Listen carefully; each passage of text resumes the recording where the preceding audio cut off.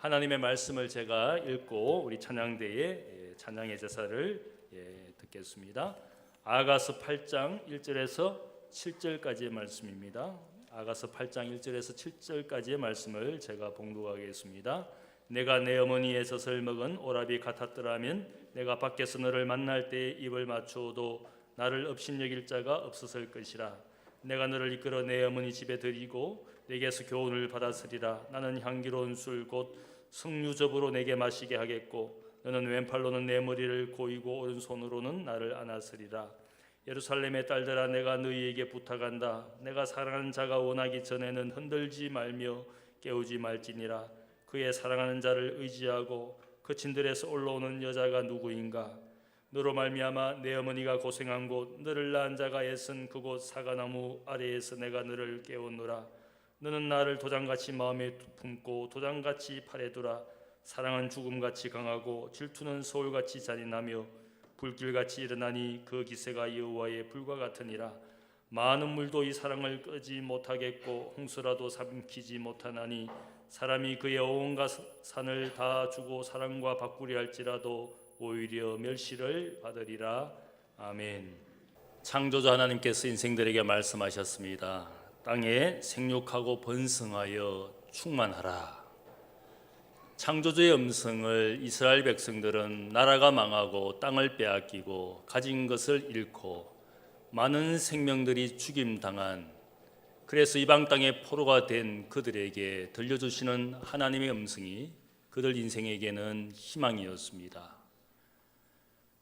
세상이 흔들리고 사회가 흔들려도 가정이 흔들리지 않는다면, 우리에게 생명과 자녀가 있다면 그것은 희망이 되는 것입니다.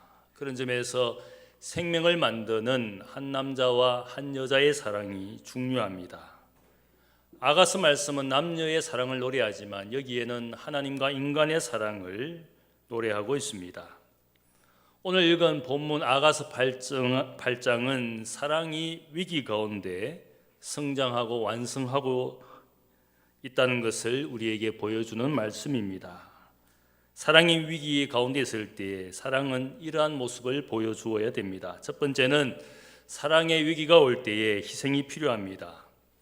우리 가정에 속한 자녀들을 하나님은 우리에게 이런 말씀을 합니다. 이들은 하나님의 기업이다. 이들은 태의 열매이고 상급이다. 그렇게 우리 자녀의 소중함을 성경이 이렇게 말씀합니다. 하나님의 주신 기업, 그리고 복과 은혜로 주어진 생명이라고 말씀합니다. 자녀는 부부 사랑의 증거물이지 않습니까? 남자와 여자가 부부가 되어서 사랑했다라는 증거가 자녀의 존재입니다. 우리가 하나님의 자녀가 되고 백성이 된 것은 하나님의 사랑의 증거물입니다. 내가 하나님의 자녀로 여기 존재하고 있는 것은 하나님의 사랑의 결과입니다.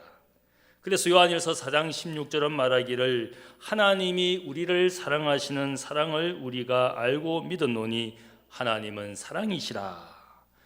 하나님의 사랑을 경험한 것을 통해서 하나님의 존재를 우리가 알고 믿었다라는 겁니다. 단순히 우리의 이성과 지식의 결론으로 하나님의 존재를 증명해서 우리가 믿는 것이 아니라 오늘 우리가 하나님의 자녀가 되고 하나님을 믿는 그것은 하나님의 사랑의 결과라는 겁니다. 마찬가지로 부모의 존재를 통해서 우리가 자녀인데 부모를 우리가 느끼고 또한 부모를 인정하는 것은 그분의 사랑이 오늘 우리가 자녀로 존재하고 여기까지 성장하고 또한 우리가 존재하는 것이다. 하나님과 부모의 본질적인 사랑의 결과가 우리라는 겁니다. 거기에 비해서 남녀의 사랑은 어떠합니까? 그들은 본질적인 사랑을 하는 존재들은 아닙니다. 각각 다른 사람들입니다. 혈육이 아니고 타인에 불과했습니다. 그러나 남자와 여자는 사랑하는데 그 사랑의 과정이 있습니다. 위기가 있고 문제가 찾아옵니다. 본질적인 사랑의 존재들이 아니기 때문에 서로 사랑하는 과정에 위기가 오고 문제가 있는 것입니다. 아가스를 보면 이 솔로몬 왕이 사랑하는 여인을 술람미 여인이라고 부릅니다. 두 남녀는 사랑하다가 감정의 상처가 생겨서 불면의 밤을 보내기도 합니다. 사랑하는 남자는 여인의 사랑을 얻기 위해서 밤이 새도록 여인의 집 처마 밑에서 머리에 이슬이 내리도록 밤을 지새우는 장면을 지난 시간에 같이 말씀을 나누었습니다. 그러다가 도둑으로 오인을 받아서 성안을 순찰하는 사람들로부터 공경을 당하기도 했던 남자였습니다. 사랑에는 반드시 위기가 옵니다. 우리의 가정에도 또한 일터에도 위기가 찾아옵니다. 우리의 마음과 인생의 미래에도 위기가 옵니다. 우리의 건강에도 적신호가 옵니다. 많은 분들이 건강을 염려하게 됩니다. 세월이 지나서 이제는 중년의 몸을 가지면 자연적으로 많은 병이 생기는 것을 보지 않습니까? 노년의 병을 얻어서 자녀들을 고생시키는 그 노인들의 안타까움을 기도 제목으로 듣게 됩니다. 우리의 신앙생활에도 교회에도 위기가 찾아오게 되어 있습니다. 모든 인생의 삶의 모양과 순간과 과정에는 반드시 위기가 찾아옵니다. 이러한 위기 앞에서 우리가 어떻게 위기를 이길 수가 있습니까? 그것은 제가 생각할 때 누군가의 희생적인 사랑, 희생이 필요하다고 생각을 합니다. 술람미 여인에게 위기가 찾아왔을 때에 안타까운 남자는 이렇게 부르짖습니다. 6장 13절을 보면 돌아오고 돌아오라 술람미 여자야 돌아오고 돌아오라 우리가 너를 보게 하라. 무엇 때문인지는 모르지만 술람미 여자에게 위기가 왔습니다. 서로에게 절망적인 상황이 되었습니다. 그때 8장 1절을 보면 이 여인을 사랑하는 남자가 이 여인은 한탄하기를 만일 내 오라비들 같았으면 내가 이런 공경에 빠지지 않았을 텐데 내가 이런 상처를 받지 않았을 텐데 그렇게 한탄하는 모습이 나옵니다. 아마 이 여인은 오빠들 사이에서 일방적인 사랑을 받고 자란 귀한 존재입니다. 6장 9절을 보면 이 여인은 가정의 그 부모의 외동딸이라고 말합니다. 그래서 부모와 오빠들에게서 귀염만 받고 자라난 귀한 존재입니다. 오늘 우리가 유아 세례를 받는 내 아이가 막내 애가 유일한 여자이고 위에는 다 세 오빠들입니다. 같은 해에 태어났지만 네 번째 아이가 유일한 딸입니다. 아마 오늘 이 아가서 말씀이 아마 적절하게 오늘 본문을 읽었던 것 같습니다. 오빠들로부터 사랑을 받으며 살아난 귀한 여인이었습니다. 이제 성장해서 다른 남자를 만나 사랑을 해보지만 이 남자는 오빠들 같지 않습니다. 이 남자를 사랑하다가 감정이 상하기도 하고 상처를 받기도 하고 심지어는 자존심이 상하고 무시당하고 그래서 분노하게 되었습니다. 생전의 가정에서 부모나 오빠들로부터 이런 대우를 받지 않았는데 한 남자를 사랑하다가 생각지 못한 감정의 상처를 받고 분노하게 되었습니다. 그래서 이 소녀는 여인은 크게 낙심하게 되었습니다. 사랑의 위기를 맞이했습니다. 그런데 오늘 말씀을 보면 이 위기를 넘겨서 또한 이 여인이 설 수 있도록 도와준 남자들의 이야기가 나옵니다. 읽진 않았지만 8장 8절을 보면 오빠들이 이렇게 말합니다. 우리에게 있는 작은 누이는 아직도 유방이 없구나. 그녀가 청혼을 받는 날에는 우리가 그녀를 위하여 무엇을 할까? 그녀가 성벽이라면 우리는 은으로 만든 망대를 그 위에 세울 것이요 그녀가 문이라면 우리는 백향목 판자로 두르리라. 위기에 빠진 사랑하는 여동생을 위해서 오라비들이 오빠들이 나서게 됩니다. 그녀를 어릴 때부터 사랑한 사람들이기 때문에 그녀의 단점도 그녀의 장점도 잘 알고 있습니다. 이제는 사랑하다가 실족하게 된 고통당하는 이 여동생을 위해서 위기의 순간에 오빠들이 나서게 됩니다.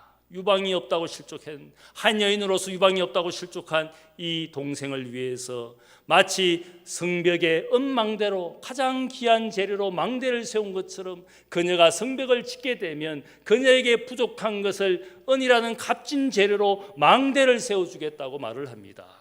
우리가 고대 성읍을 보면 항상 망대가 있습니다. 적들이 오나 안 오나 살필 수 있는 높은 망대를 짓습니다. 사랑한 여동생에게 부족한 것을 채워줄 뿐만 아니라 가장 값진 것으로 망대와 같은 것을 세워서 그녀의 부족한 것을 우리가 채워주겠다라고. 그리고 그녀가 성문을 만들 때는 그 성문에 가장 귀한 백향목으로 장식해 주겠노라고 오빠들의 값비싼 희생을 이야기하고 있습니다. 사랑하다가 실족하여 고통당하는 존재를 위해서 위기의 순간에 이 사람들이 나서게 됩니다. 오늘 우리 사회의 위기가 무엇입니까?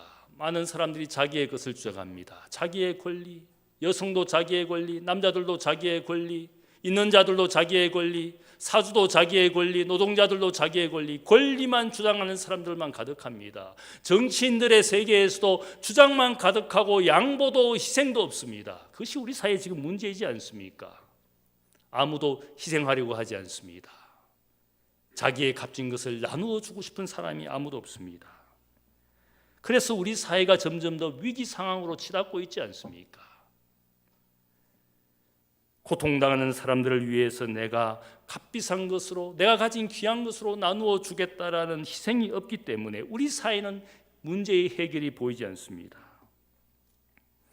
실족하여 고통받는 영혼들이 우리 주위에도 많이 있습니다. 신앙생활을 하다 보면 내 주위에 고통당하는 이웃이 있습니다.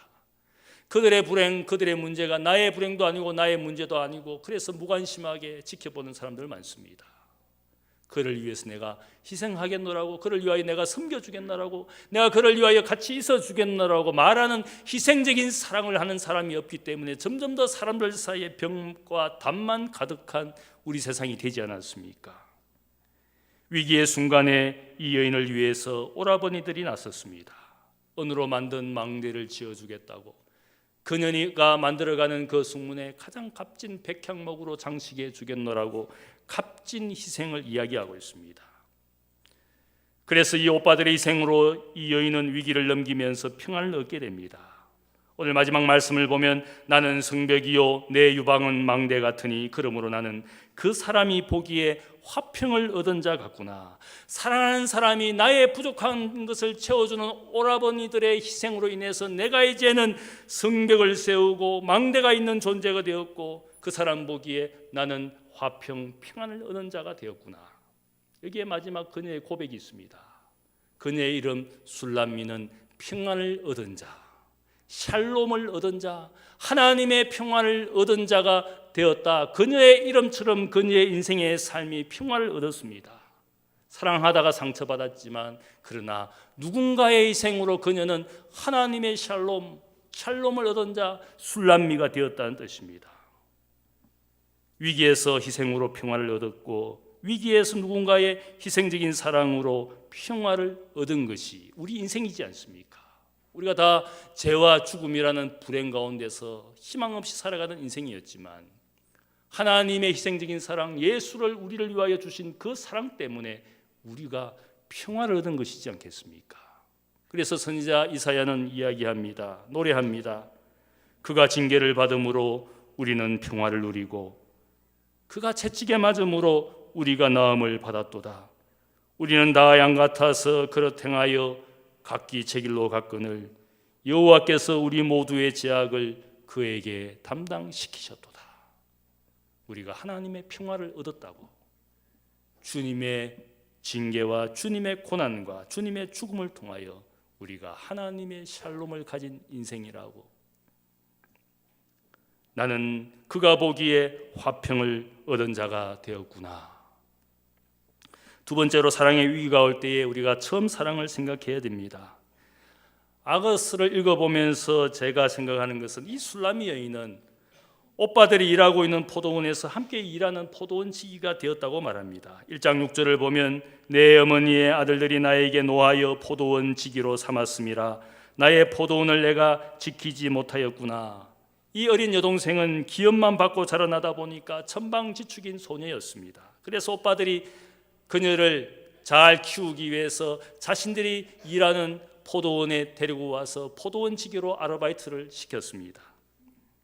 그러다가 이 소녀는 억지로 일하지만 놀라운 사랑을 경험하게 됩니다. 이 포도원에 아마 우리가 8장 11절을 보면 바알 하몬이라는 이 포도원의 주인은 솔로몬 왕이었습니다. 솔로몬 왕이 자신의 포도원을 보러 왔다가 포도원 지기로 일하는 이 소녀를 만나고 사랑에 빠지게 되었습니다. 아마 솔로몬 왕은 왕궁을 떠나서 한 번씩 시골에 와서 쉼을 가지는데 양떼를 돌보는 양치기 생활을 하기도 했습니다. 그러다가 포도원에서 일하는 이 소녀와 사랑에 빠졌습니다. 제가 이야기하는 것은 다 각색입니다. 제가 본문을 읽으면서 느낀 것입니다. 상상력을 동원해서. 그러나 본문의 구절이 말하는 영적이고 상징적인 의미를 제가 해석하고 또 맛을 보고 있습니다. 양치기 남자와 포도원지기 여자가 사랑에 빠졌습니다. 그런데 사랑의 위기가 찾아왔습니다. 사랑의 위기가 왔을 때 이 남자는 첫 만남, 첫사랑을 생각합니다. 사랑해왔던 모든 과정을 빠짐없이 되새기면서 지금의 위기에서 소중한 것이 무엇인지를 확인하고자 합니다. 그래서 7장 11절 말씀을 보면 남자는 말합니다. 내 사랑하는 자야, 우리가 함께 들로 가서 동네에 유숙하자.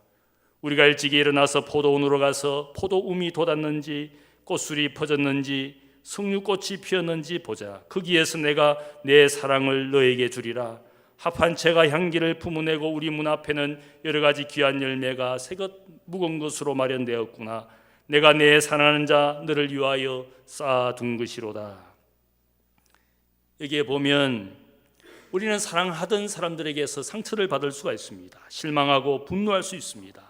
내가 낳은 자녀가 부족하다고 부모가 자녀를 야단치기도 하고 또 자녀가 다른 자녀처럼 비교되어서 우리가 분노할 때가 있지 않습니까? 그때 우리가 되새겨 보아야 됩니다. 부부 사이의 사랑의 열매로 그 아이가 우리 슬하에 태어난 것을 우리 모두가 기뻐했지 않습니까?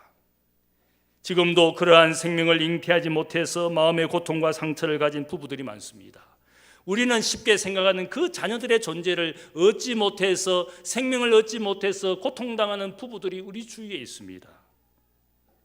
우리 자녀가 내 곁에 있는 것을 내가 감사해야 되지 않습니까? 이 존재가 얼마나 귀한 존재인데. 그런데 우리의 부모의 모습은 어떻습니까? 세상의 거짓가치로 물든 내 눈으로 아이를 평가하고 다른 자녀와 비교해서 판단합니다. 내 눈이 세속의 가치로 물든 눈인 것을 스스로 보지 못하고 내 아이를 세상의 기준으로 그렇게 자녀를 정죄하기도 하고 분노하기도 하고 상처를 주기도 하는 부모의 모습이 그러합니다. 그 아이가 가진 성품, 다른 재능, 다른 장점을 보지 못합니다. 그 아이가 다른 아이들과 다르게 생각하고 다르게 행동하는 것이 얼마나 어쩌면 아름다운 것인지 우리의 다친 눈이 보지 못할 뿐입니다. 모든 인생을 창조하신 하나님께서 그 지으신 인생을 보시고 피조물을 보시고 보시기에 심히 좋았더라. 창조주의 눈으로 보니까 그 모든 피조되어진 존재의 아름다움을 하나님이 보셨기 때문에 그 존재를 보시고 기뻐하셨습니다. 우리는 창조주의 눈으로 우리의 자녀를 보지 못합니다. 세상의 수많은 거짓가치에 오염된 내 눈은 내 자녀를 귀하게 보지 못하는 그런 점에서 우리가 하나님께서 인생을 창조하실 때 그분은 홀로 계시더라도 완벽한 분이시지만 그분의 형상대로 인생을 지어주셨습니다. 세상에 그분의 형상을 가진 많은 인생이 생육하고 번성하는 것을 기뻐하신 분이었습니다. 우리는 우리 자녀가 많은 것을 부담스러워합니다. 하나 낳는 것도 부담스러워하고 둘 낳는 것은 더 부담스러워하고 셋 낳는 것은 있을 수 없는 일이라고. 우리 최병관 목사님은 어떻게 되는 겁니까? 아들이 셋이나 되는데.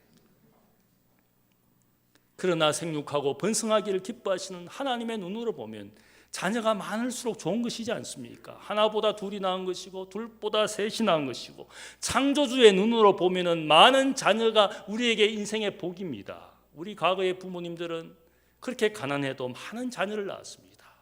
키울 것을 그렇게 염려하지 않았습니다. 자기 먹을 것 자기 복으로 가지고 태어난다고 다 그렇게 생각했습니다. 9명, 10명을 낳아도 그 자녀들이 다 잘 장성했습니다. 저는 마켓에 가면 항상 좋아해서 꼭 사는 것이 있습니다.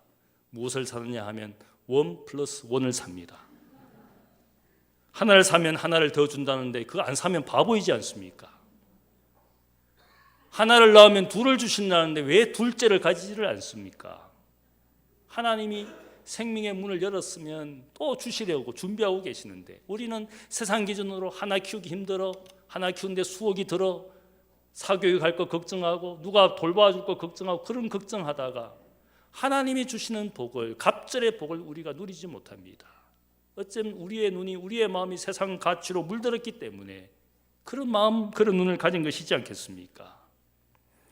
남자는 사랑하는 여인과 함께 자신들이 만나고 사랑을 나누었던 동네를 찾아갑니다. 마을을 찾아갑니다. 함께 사랑을 나누었던 포도원을 찾아갑니다. 거기에 가보니까 사랑하는 감정이 솟구쳐서 합한 채 향기 가득했던 몸과 마음이 사랑으로 불태워졌던 그곳을 다시 찾습니다. 우리의 문을 찾아갑니다. 거기에 사랑하는 여인을 기쁘게 해주었던, 자기가 열심히 애써서 구하였던 귀한 열매, 묵은 것 새 열매를 찾아서 사랑하는 연인을 위해서 주었던 그 순간, 그 장소를 기억합니다.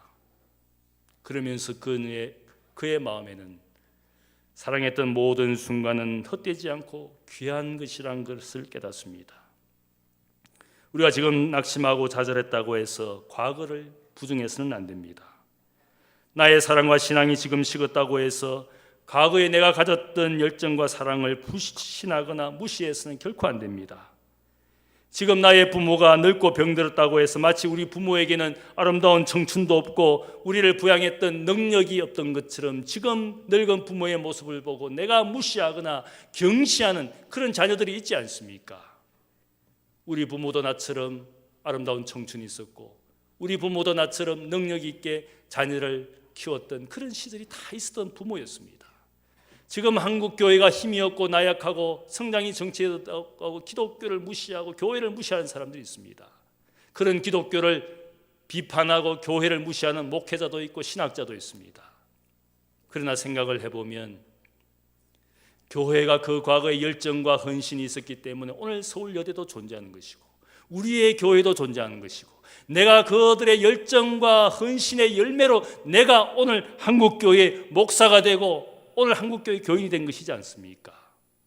이런 교회를 무시하고 산다면 나는 나의 부모를 무시하고 있는 나의 모습과 똑같은 겁니다. 부활의 주님께서 에베소 교회 교인들에게 말씀했습니다. 너희는 처음 사랑을 버려놓으라. 그러므로 어디서 떨어졌는지를 생각하고 회개하여 처음 행위를 가지라. 이 말씀은 우리에게 사랑의 위기가 있을 때에, 신앙의 위기가 있을 때에 우리가 받았던 사랑, 우리가 누렸던 은혜를 기억하라는 말입니다. 과거의 사랑, 과거의 은혜를 꼭 기억하라는 말입니다. 사랑했던 마을을 찾아가고 사랑했던 포도원을 찾아가라고 말합니다. 사랑하는 사람을 기쁘게 해주었던 그 시간, 그 장소를 기억하라는 겁니다. 세 번째로 사랑의 위기가 올 때에 결코 포기하지 말아야 될 것을 말씀합니다. 4절을 보면 남자는 사랑하는 여자가 자기 품에서 안식하며 잠을 자고 있을 때 예루살렘 딸들에게 말하기를 깨우지 말라라고 말합니다. 그리고 5절을 보면 이제 사랑의 위기를 극복하고 그친 들에서 사랑하는 남자에게로 달려오는 이 여인의 모습을 보면서 남자가 경탄을 합니다. 그리고 말하기를 너로 말미암아 너의 어머니가 고생한 곳, 너를 낳은 자가 애쓴 그곳 사과나무 아래에서 너를 깨웠노라. 저는 이 구절에서 사랑이 시작된 부모의 품을 생각하게 됩니다. 인간의 존재와 생명이 시작된 그곳 하나님의 동산, 생명나무가 있고 선악과가 있는 하나님의 동산 에덴을 생각합니다. 아가서 마지막 말씀은 동산에 함께 거하자, 하나님의 동산에 함께 거하자, 하나님과 연합된 그 동산을 생각하도록 합니다. 거기에 우리의 존재, 우리의 생명이 시작되었기 때문에 하나님을 사랑하기보다 탐욕적인 자기 사랑으로 우리 인생에 죄와 어둠과 죽음이 온 것이지 않습니까? 인생의 모든 모양은 결국 사랑의 위기입니다. 이 사랑의 위기를 극복하고 부모의 품으로, 하나님의 품으로 돌아가기를 기대합니다. 하나님을 나의 도장처럼 인생에 새기기를 원합니다. 하나님의 형상을 내 인생의 인장처럼 새기기를 원합니다. 나의 왜곡된 죄의 형상을 버리고 생명의 주인이신 하나님의 형상을 내 인생에 새기도록 말씀합니다. 아무리 인생이 힘들고 어려워도 신앙을 포기하거나 하나님에게서 멀어지면 인생은 더 이상 희망이 없습니다. 죽음을 이길 수가 없습니다. 그래서 오늘 마지막 말씀을 보면 사랑은 죽음같이 강합니다. 사랑은 수월 다음 세상에도 이어지는 질긴 것이 사랑입니다. 사랑의 불은 홍수도 결코 꺼트리지 못합니다. 사랑은 인생의 천만금으로도 살 수 없는 것이 사랑입니다. 이 위대한 사랑을 말하고 있습니다. 바울도 이 고백을 하지 않습니까?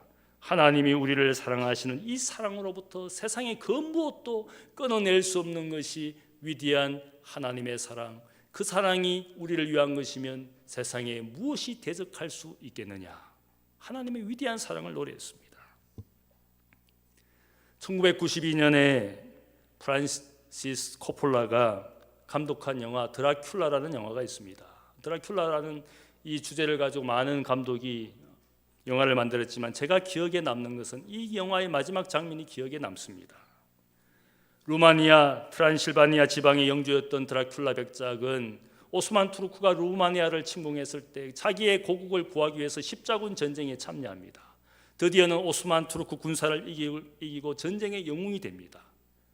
전쟁의 영웅이 된 이 드라큘라 백작을 터키 군이 모함을 합니다. 그래서 이 전쟁 영웅이 결국은 전쟁터에서 죽었다고 거짓 소문을 퍼뜨립니다. 이 거짓 소문을 고국 땅에 있는 사랑하는 아내가 듣게 됩니다. 사랑하는 남편이 전사했다라는 소식을 듣고 좌절해서 스스로 목숨을 끊습니다. 드디어는 드라큘라 백작이 자신의 고국 땅으로 돌아왔을 때 자신의 아내가 자살했다는 충격적인 소식을 듣게 됩니다. 그래도 교회를 위해서 싸운 그에게 교회가, 이 카톨릭 교회가 자신의 아내의 영혼을 위해서 장례 미사를 드려줄 줄 알았는데 추기경이 거절합니다. 스스로 자살한 영혼은 구원받을 수 없다. 그래서 장례 미사를 거절합니다. 평생토록 교회를 위해서 헌신하고 자신의 아내도 그렇게 신앙의 여인이었는데 오직 자살했다라는 그것 때문에 그 영혼을 버리는 이 교회를, 이 드라큘라 백작이 한탄하며 교회를 저주합니다. 자신의 인생도 자신의 아내의 인생도 교회를 위한 것이었는데 그 영혼을 헌시작처럼 버리는 이 교회를 그가 저주합니다. 오스만 투르크를 위해 싸웠던 그의 칼을 뽑아서 예수님이 달리신 십자가 상을 칼로 찔러버립니다. 십자가 상에서 피가 흘러나오고 그 피를 마십니다. 그러면서 그는 400년을 살아남는 흡혈귀가 됩니다. 이 이야기를 보면 나중에 결국은 자신의 아내의 분신처럼 환생한 한 여인의 사랑을 받게 됩니다. 그래서 그 여인의 사랑을 받는 순간에 이 드라큘라 백작은 영혼의 안식을 얻게 됩니다. 그리고 이 드라큘라 백작의 마지막 고백, 마지막 말은 사랑은 죽음보다 강합니다. 이 드라큘라 백작은 영혼의 안식을 얻습니다. 사랑은 죽음보다 강합니다. 하나님의 사랑은 우리를 죽음의 불행으로부터 구원하시는 영원한 사랑입니다. 한 남자와 한 여자의 사랑을 통하여 만들어진 그 생명은 하나님이 귀하게 보시는, 우리는 사랑에 많은 위기를 가집니다. 하나님의 사랑, 이웃 사랑, 가정의 사랑. 그러나 그 위기 앞에서도 사랑은 죽음보다 강하고 바울의 고백처럼 사랑은 결코 떨어지지 않습니다. Love never fails. Love never dies. Love never gives up. 사랑은 포기하지 않습니다. 사랑은 떨어지지 않습니다. 실패하지 않습니다. 사랑은 인간을 위하여 죽으신 예수 그리스도의 사랑, 인생을 결코 포기하지 않는 창조주의 사랑, 자녀를 위하여 마지막까지 희생하고 헌신하는 부모의 사랑은 위대합니다. 그 사랑이 오늘 나를 여기에 있게 한 것이고 그 사랑이 영원한 천국으로 인도할 줄 믿습니다. 영원한 사랑에 거하시는 여러분들 되시기를 주님의 이름으로 축복합니다. 사랑의 아버지 하나님 감사합니다.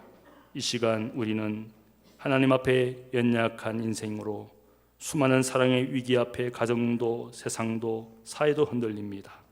그러나 진실한 사랑, 희생의 사랑을 우리에게 먼저 보여주신 하나님의 사랑을 알기에 우리는 그 사랑 안에 거하기를 원합니다. 사랑은 결코 실패하지 않습니다. 사랑은 인생을 성숙시키고 영원한 생명으로 인도하실 줄 믿습니다. 하나님의 영원한 사랑, 또한 아버지 우리를 위하여 희생하신 부모의 사랑, 참으로 진실한 사랑을 해가며 사랑의 공동체를 만들어가는 이 교회의 사랑 안에 거하는 하나님의 자녀들이 되게 하시고 우리의 자녀들이 되게 하여 주옵소서. 감사하며 예수님의 이름으로 기도하옵나이다. 아멘.